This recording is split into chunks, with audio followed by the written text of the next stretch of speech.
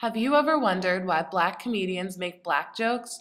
Why women self-deprecate? Is it purely for entertainment, or is there a deeper message?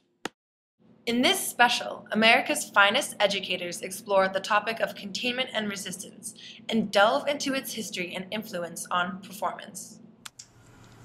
In the study of popular culture, we must always start with the double stake, the double movement of containment and resistance, which is always inevitably inside popular culture.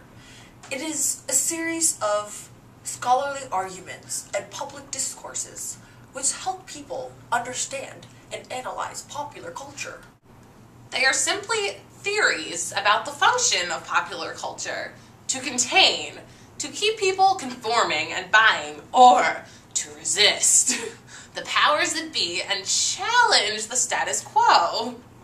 The containment aspect is the first part of the act, which identifies a typical stereotype, be it race, gender, or sexuality. Through their laughter, they validate the stereotype, containing the idea. Resistance comes in after the stereotype has been established and represents a larger questioning or critique of that stereotype and society as a whole. Though the audience laughs, some choose to question the validity of that stereotype.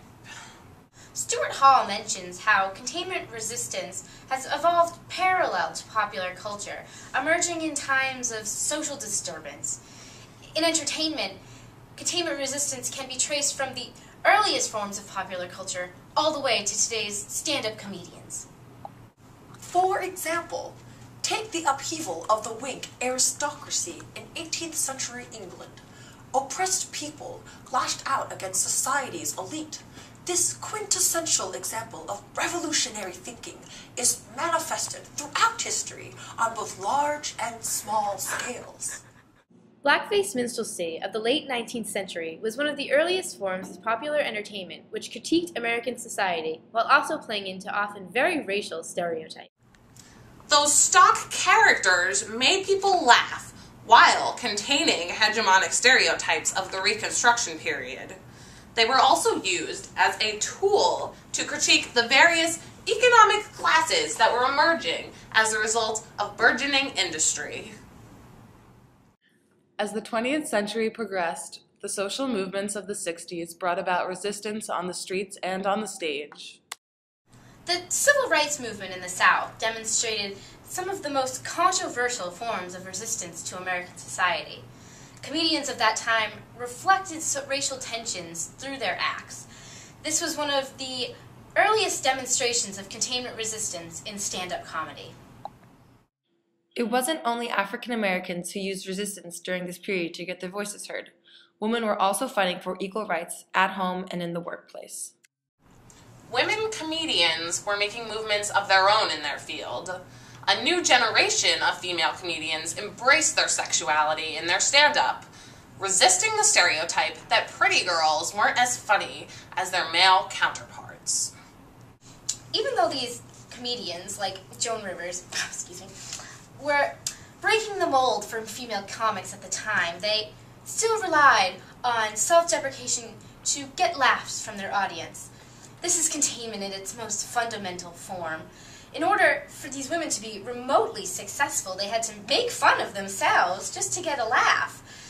Yet this could also be viewed as resistance, because through their self-deprecation, these women were possibly critiquing social norms or the beauty expectations of the time. It really could be approached either way. And now a word from our sponsors. This spring, Lifetime brings you a sitcom of drama, friendship, lust, containment, and resistance. On a small suburban campus, two unlikely roommates embark on the journey of their lives. I can't believe this, Mom. She's so stereotypical. I cannot live with her.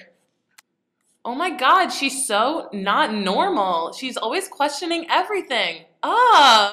Will they ever overcome their differences? I can't believe you slept with him. It's degrading to women. But I'm in college. Tune in February 18th at 9. You won't regret it. History. resistance is still prevalent in today's entertainment, especially in stand-up comedy.